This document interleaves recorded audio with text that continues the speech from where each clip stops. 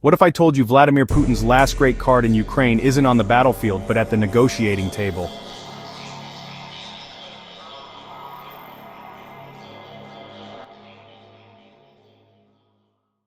For more than 2.5 years, the war in Ukraine has raged on, reshaping global politics and tearing apart old assumptions about power in Europe. We've seen massive battles, drone strikes, and devastating losses on both sides. But now, as the front lines grind to a near stalemate, the focus is shifting. A new chapter is emerging, one where words, treaties, and backroom diplomacy may prove as decisive as tanks and missiles. Mainstream headlines portray it simply: Ukraine wants peace, Russia resists, and the West is searching for ways to guarantee Ukraine's future security. But the reality, as always, is far more complicated, because behind every official statement lies a strategic calculation, and behind every so-called peace talk lies an unspoken power struggle. So what's really happening? Why is NATO stepping up its role, and what is Putin truly afraid of? Let's break it down. Since the beginning of the war, Western leaders have insisted that peace will only come when Ukraine's sovereignty is guaranteed. That means no more half measures, no vague promises, it means ironclad protection.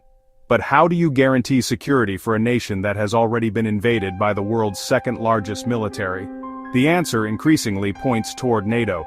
For years, Ukraine dreamed of NATO membership, hoping that Article 5, the famous clause that says an attack on one is an attack on all, would shield it from Moscow's aggression. But full membership is politically explosive. Many European capitals, and even Washington, fear that admitting Ukraine could mean being dragged into direct war with Russia. So instead, an alternative model is taking shape, a system of binding security guarantees involving NATO members, but without granting full membership. Think of it as NATO's protection, without the paperwork. And this is where Putin's nightmare begins, because if such a framework succeeds, it locks Russia out of Ukraine's future forever. Putin understands this. He knows his invasion, meant to prevent NATO's expansion, may actually lead to NATO planting a permanent footprint in Ukraine. The irony is devastating for Moscow. In early September, this debate erupted at the Prague Defense Summit, hosted by the International Institute for Strategic Studies. There, NATO's Secretary General Mark Rutte sent a blunt message straight to Putin's face, without even being in the same room. His words were sharp. Why are we interested in what Russia thinks about troops in Ukraine? It is a sovereign nation. It's not up to them to decide. That single statement flipped the script. For years, the global conversation revolved around what Russia would accept or tolerate. But Rutte cut through the noise. Russia doesn't get a veto. And he didn't stop there. If Ukraine wants security guarantee forces in its territory to support a peace agreement, that's up to them. Nobody else can decide. And we really need to stop making Putin look more powerful than he is. That's the crux of it. Putin thrives on the illusion of power, the idea that the world must tiptoe around his red lines.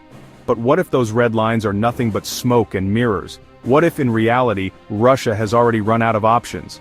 Let's be honest, Moscow's military campaign has stalled.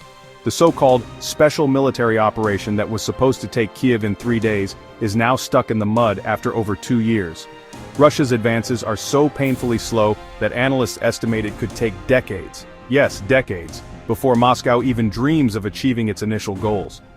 That's not victory, that's a quagmire. So Putin looks for his fallback option. If he can't win on the battlefield, maybe he can at least prevent NATO from formally securing Ukraine. Maybe he can negotiate a deal that keeps Western troops out, giving Russia room to breathe, regroup, and bide its time. But here's what they don't tell you. That strategy is already collapsing. Because as Rutte made clear, NATO doesn't need Russia's permission. Ukraine is a sovereign state. It alone decides who sets foot on its soil. And every day that passes, Kiev grows bolder in asserting that sovereignty. Think about the irony. Putin invaded Ukraine in 2014 to seize Crimea, believing it would cement Russian influence. Then, in 2022, he launched a full-scale war to drag Ukraine back under Moscow's orbit. Yet what has happened? Ukraine is now closer than ever to the West, its military increasingly integrated with NATO, its economy linked to Europe, and its people more united in rejecting Russia than at any time in history. Far from pulling Ukraine back, Putin has pushed it away forever. This is why some analysts call his current maneuver the last play. It's the final attempt to salvage some leverage before Ukraine locks in permanent Western protection. If a deal is signed guaranteeing Ukraine's security with NATO boots on the ground, Putin has nothing left to bargain with. Russia would be left fighting a war it cannot win, against a Ukraine that cannot be broken, and facing a Europe finally ready to call his bluff. But here's the kicker. Ukraine doesn't just want symbolic guarantees. Kyiv wants Europe to hit Russia where it really hurts: energy. Despite all the sanctions we've heard about, Russia still sells plenty of oil and gas, fueling its war machine. Ukraine argues that as long as Russian fossil fuels flow, Moscow will always find money for tanks and missiles. That's why Kyiv is pressuring Europe to announce a total embargo, a full cutoff. Will Europe take that step? That's the trillion-dollar question. Cutting Russian energy entirely would hurt European economies, drive up prices, and trigger political backlash.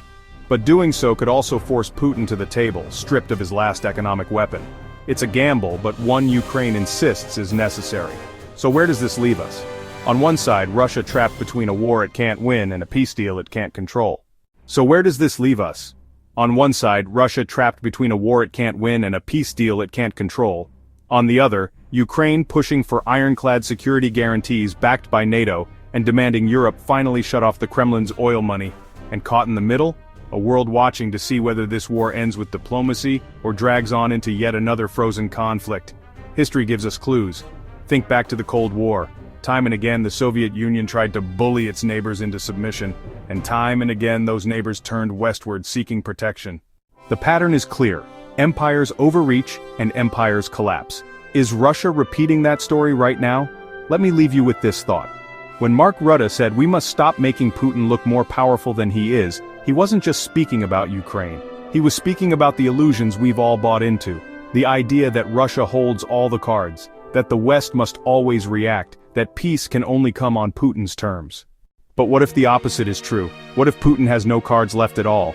That's the debate unfolding right now, and it will shape not just the future of Ukraine but the security of Europe for generations to come. So, what do you think? Is NATO's involvement the key to finally ending this war, or does it risk dragging the West into direct confrontation with Russia? And should Europe go all in with a total energy embargo, even at the cost of its own economy? Drop your thoughts in the comments below. I want to hear your perspective. And if you want more in-depth breakdowns of the hidden battles shaping our world, make sure you subscribe, hit that notification bell, and join us for the next episode, because this story, it's only just beginning.